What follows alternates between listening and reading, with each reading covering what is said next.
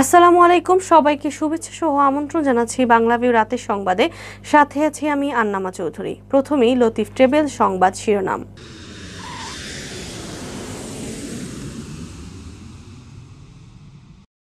12 থেকে 17 বছর বয়সী স্কুল ও কলেজ পড়ুয়া শিক্ষার্থীদের দেয়া হবে ফাইজার টিকা। এখন পর্যন্ত দেশে 2.5 কোটি টিকা দেওয়া হয়েছে। বিশ্ব স্বাস্থ্য সংস্থা দেবে আরও 10 কোটি। সিলেটের হাসপাতালে কমেছে করোনা রোগীর চাপ। 70% শয্যা খালি, বাসায় চিকিৎসা নিচ্ছেন বেশিরভাগ আক্রান্ত। সিলেটে প্রাইভেট কার পিকআপ ভ্যান মুখোমুখি সংঘর্ষে দাদা নাতির প্রাণহানি, গুরুতর আহত 4 পিকআপ চালক পলাতক। সারা দেশে করোনায় 4 মাসের মধ্যে সর্বনিম্ন আক্রান্ত শনাক্ত। 1200 জন আক্রান্ত শনাক্তের দিনে প্রাণহানি 35 জন। সিলেটে কমেছে করোনায় মৃত্যু, আক্রান্ত শনাক্ত 24 ঘন্টায় 2 জনের মৃত্যু, শনাক্ত মাত্র 31 জন। সমাজকর্মী আমিনুল হোসেন খানের মৃত্যুতে সারা বাংলা 88 ফাউন্ডেশনের সিলেট প্যানেলের শোকসভা। সৎকর্ম বন্ধু বৎসল ব্যবহারে তিনি বেঁচে থাকবেন মানুষের হৃদয়ে, সভায় বক্তারা। স্পেনে বৃহত্তর নোয়াখালী সমিতির অভিষেক সম্পন্ন। প্রবাসে ভ্রাতৃত্ববোধের মানসিকতা নিয়ে একে অন্যের পাশে দাঁড়ানোর তাগিদ। এতক্ষণ শুনছিলেন শিরোনাম, এবারে বিস্তারিত। 12 থেকে 17 বছর বয়সীর স্কুল কলেজ পড়ুয়া শিক্ষার্থীদের ফাইজার টিকা দেওয়া হবে। খুব দ্রুত এই টিকা প্রদান কার্যক্রম শুরু হবে। করোনা নিয়ন্ত্রণে আছে বলেই শিক্ষা প্রতিষ্ঠান খোলা হয়েছে। শিল্প কারখানাও সচল রয়েছে বলে অর্থনৈতিক চাকাও সচল রয়েছে। শনিবার বেলা 1:30টায় মানিকগঞ্জ পৌরসভার ভবিষ্যৎ উন্নয়ন কর্ম পরিকল্পনা বিষয়ক মতবিনিময় সভায় প্রধান অতিথির বক্তব্যে এসব কথা বলেন স্বাস্থ্যমন্ত্রী জাহিদ মালেক।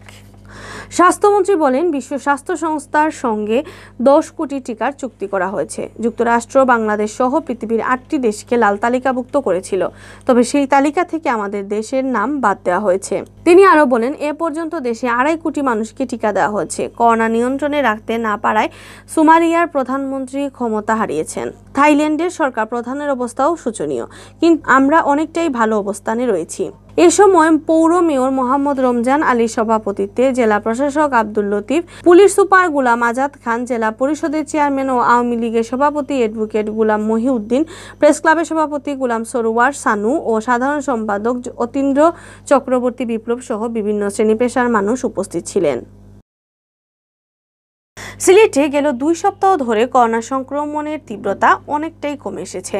নমুনা পরীক্ষায় আক্রান্ত শনাক্তের হার কমে এসেছে 5% নিচে। সংক্রমণ কমায় কমেছে হাসপাতালগুলোতে করোনা আক্রান্ত রোগীর সংখ্যা।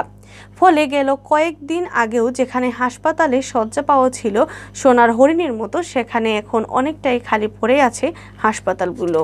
সিলেটের সরকারি 4টি হাসপাতালের কোভিড ইউনিটে 70% শয্যা এখন রোগীশূন্য। সংক্রমণ কমা এবং আক্রান্তরা বাসায় চিকিৎসা নেওয়ায় হাসপাতালে রোগীর চাপ কমেছে বলে জানিয়েছেন স্বাস্থ্য বিভাগের সাথে সংশ্লিষ্টরা।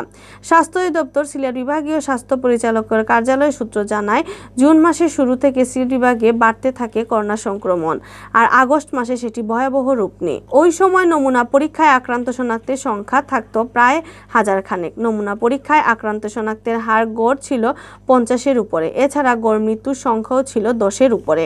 এই সময় আক্রান্ত বেড়ে যাওয়ায় সিলেটে কোভিড হাসপাতালগুলোতে বেড়ে যায় রোগীর চাপ। সরকারি বেসরকারি হাসপাতাল ও ক্লিনিকগুলোতে সিট না পেয়ে অনেককেই হাসপাতালের সামনে থেকে ফিরে যেতে হয়েছে। হাসপাতালে ঘুরে অ্যাম্বুলেন্সে মারা যান অনেক। বিশেষ করে ওই সময়ে আইসিইউর জন্য সিলেট জুড়ে দেখা যায় হাহাকার। তবে কঠোর লকডাউন, টিকা কার্যক্রম আর প্রশাসনের পক্ষ থেকে স্বাস্থ্যবিধি মানানোর বিষয়ে মোটামুটি কঠোরতা বজায় থাকায় সংক্রমণ অনেকটাই কমে এসেছে।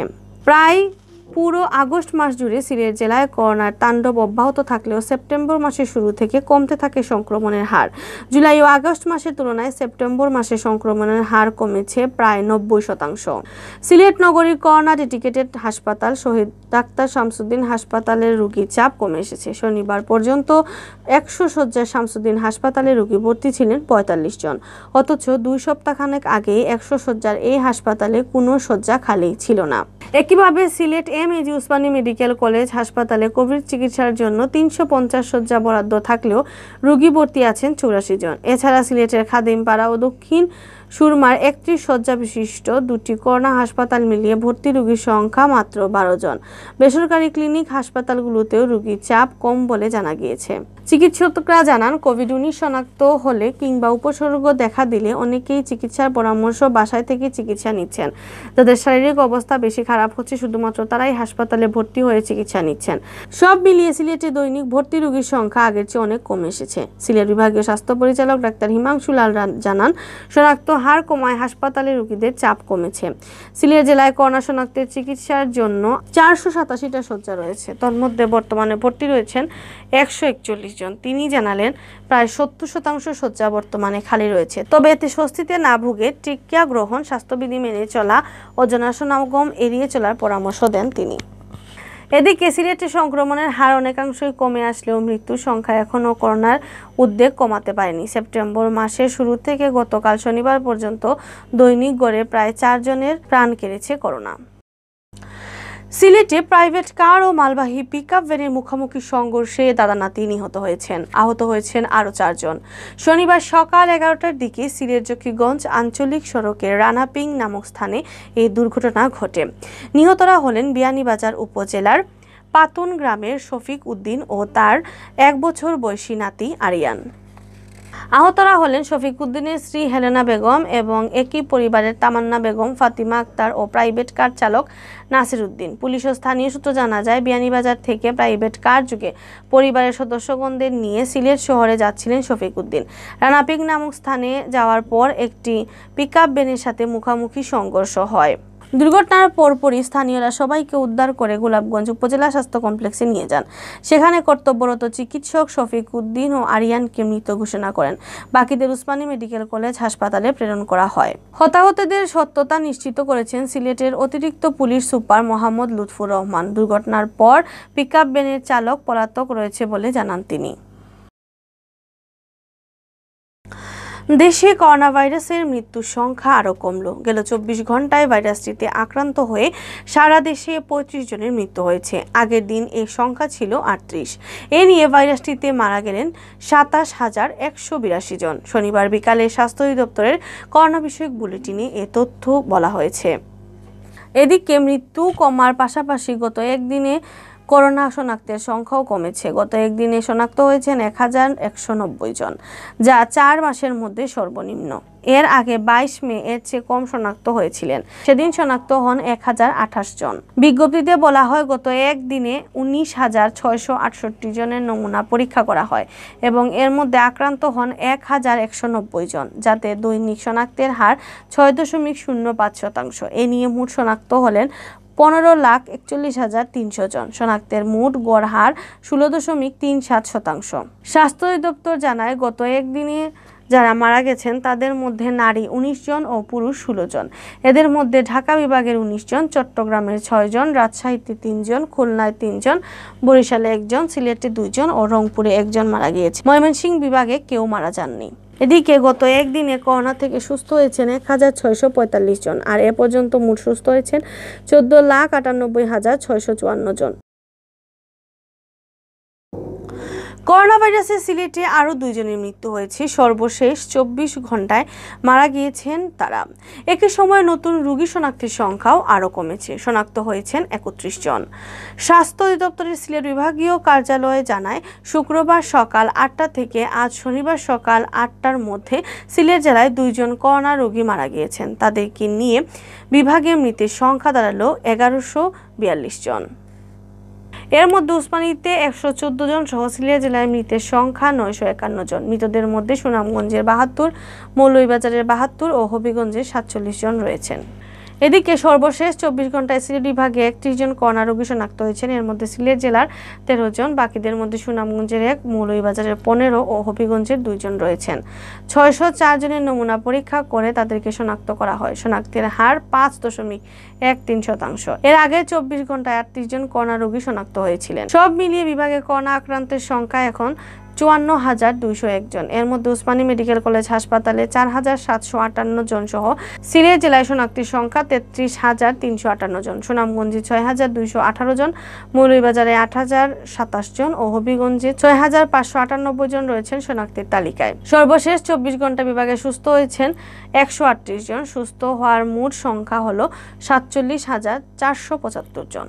সিলেট বিভাগীয় স্বাস্থ্য পরিচালক ডাক্তার হিমাংশু লাল রায় জানান, বর্তমান 101 জন করোনা রোগী সিলেটের বিভিন্ন হাসপাতালে চিকিৎসা নিচ্ছেন।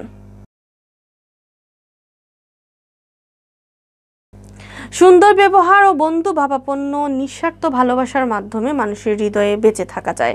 বন্ধুত্বের কারিগর ছিলেন আমিরুল, যে ছিল বন্ধু অন্তপ্রাণ, যে মানুষকে খুব সহজেই আপন করে নিত। আমিরুল বেঁচে থাকার মানুষের হৃদয়ে সুন্দর ব্যবহার ও বন্ধু ভাবাপন্ন নিঃস্বার্থ ভালোবাসার মাধ্যমে মানুষের হৃদয়ে বেঁচে থাকা যায়। বন্ধুত্বের কারিগর ছিল আমিরুল, যে ছিল বন্ধু অন্তপ্রাণ, যে মানুষকে খুব সহজেই আপন করে নিত। আমিরুল বেঁচে থাকবে মানুষের হৃদয়ে। তার নামে একটি বন্ধু কর্নার স্থাপন করা যায়, যেখানে বন্ধুদের স্মরণ করা হবে। সারা বাংলা ৮৮ ফাউন্ডেশন সিলেট প্যানেল আয়োজিত আমিরুল হোসেন খান স্মরণসভা ও দোয়া মাহফিলে বক্তারা কথা বলেন। শুক্রবার রাতে সিলেট জেলা পরিবহন মিলনায়তনে কানাইঘাট সরকারি কলেজের অধ্যাপক আজাদ উদ্দিনের সভাপতিত্বে আয়োজিত অনুষ্ঠানে প্রধান অতিথির বক্তব্য রাখেন সিলেট সরকারি মহিলা কলেজের সাবেক অধ্যক্ষ হায়াতুল ইসলাম আকঞ্জি। উজ্জ্বল দাস ও ইকরামুজ্জামান চৌধুরীর সঞ্চালনায় স্মরণসভায় বক্তব্য রাখেন আমিরুল সহপাঠী সিলেট 3 আসনের সংসদ সদস্য হাবিবুর রহমান হাবিব, সিলেট কৃষি বিশ্ববিদ্যালয়ের রেজিস্ট্রার বদরুল ইসলাম শোয়েব, উপসচিব লুৎফুর রহমান, কাউন্সিলর আজাদুর রহমান আজাদ, রাজনৈতিক ব্যক্তিত্ব মোহাম্মদ শাহজাহান, তাজপুর ডিগ্রি কলেজের অধ্যক্ষ আওলাদ হোসেন, জেলা পরিষদের সদস্য মতিউর রহমান মতি। অনুষ্ঠানে আমিরুলের জীবনী পাঠ করেন ওকিল উদ্দিন আহমদ ও দোয়া পরিচালনা করেন মৌলানা আবদাল হোসেন খান। বৃহত্তর নোয়াখালী জন্ম দিয়েছে অনেক আলোকিত মানুষের, যারা দেশের সীমানা পেরিয়ে বহির্বিশ্বে নেতৃত্ব দিচ্ছেন। ইতিহাস, ঐতিহ্য আর শিক্ষা দীক্ষার ছিল বৃহত্তর নোয়াখালীর সুনাম। মুক্তিযুদ্ধ সহ দেশের সকল দুর্যোগে বৃহত্তর নোয়াখালী প্রবাসীরা সহযোগিতার হাত বাড়িয়ে দিয়েছেন। বুধবার সন্ধ্যায় বাঙালি অধ্যুষিত লাভা পিএসের শাপলা রেস্টুরেন্টে বৃহত্তর নোয়াখালী সমিতির মাদ্রিদ স্পেনের নবনির্বাচিত কমিটির অভিষেক অনুষ্ঠানে বক্তারা কথা বলেন।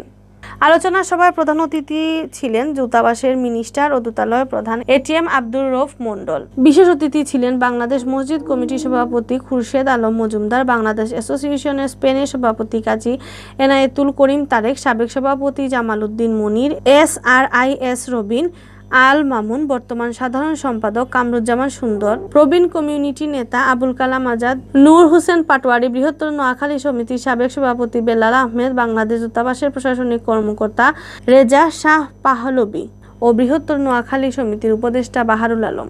আলোচনা সভায় সভাপতিত্ব করেন বৃহত্তর নোয়াখালী সমিতির নতুন কমিটির নবনির্বাচিত সভাপতি জালাল আহমেদ, সংগঠনের নবনির্বাচিত সাধারণ সম্পাদক বিল্লাল হোসেন শাকিলের সঞ্চালনায় স্বাগত বক্তব্য দেন সংগঠনের নবনির্বাচিত সাংগঠনিক সম্পাদক শাহিদুল ইসলাম। প্রধান অতিথির বক্তব্যে দূতাবাসের মিনিস্টার ও দূতালয়ের প্রধান এটিএম আব্দুর রউফ মণ্ডল বলেন, প্রবাসী বৃহত্তর নোয়াখালী প্রবাসীদের কল্যাণ বিশেষ অবদান রাখছে। সৌহার্দ্য, ভ্রাতৃত্ববোধ এবং পরস্পরের প্রতি শ্রদ্ধাবোধ বজায় রাখলে প্রবাসী আঞ্চলিক সংগঠন সময়ের তাল মিলিয়ে এগিয়ে যেতে পারবে।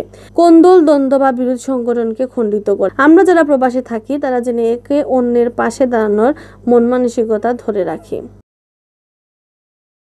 সবাই আমাদের এই কমিউনিটিকে আগামী দিনে পথ চলা সুন্দর এবং সাফল্যমণ্ডিত করবে এই আশা ব্যক্ত করি। সমিতি কর্তৃক আয়োজিত আজকের এই অভিষেক পরিচিতি অনুষ্ঠানের আমাদের সম্মানিত সভাপতি, বিশেষ করে আমাদের মাঝে উপস্থিত আছেন আমাদের বৃহত্তর নোয়াখালীর, যিনি হাঁটি হাঁটি পা পা করে আজকের এই নোয়াখালী সমিতিকে এই জায়গায় আসার জন্য যারা অক্লান্ত পরিশ্রম আছেন, আমার শ্রদ্ধাভাজন বড় ভাই জনাব বাহারুল আলম ভাই, আরও উপস্থিত রাজু ভাই সহ আমাদের বৃহত্তর নোয়াখালীর সমস্ত নেতৃবৃন্দকে আজকের এই অনুষ্ঠানকে সাফল্যমণ্ডিত করার জন্য কৃতজ্ঞতা জ্ঞাপন করছি। বাংলাদেশ নেতৃবৃন্দ, আসলে আপনারা অনেক কষ্ট করছেন, আমরা আপনাদেরকে এই কষ্ট করার জন্য আন্তরিকভাবে দুঃখ প্রকাশ করতেছি। সকলকে আমরা আশা করি আমরা ভবিষ্যতে ইনশাল্লাহ আমাদের বারবার যে কথাগুলো বলছেন আমরা চেষ্টা করবো ইনশাল্লাহ ভালো করার জন্য। আপনারা আমাদেরকে সহযোগিতা করবেন। এতক্ষণ শুনছিলেন বাংলাভিউ রাতের সংবাদ। সাথে থাকার জন্য ধন্যবাদ।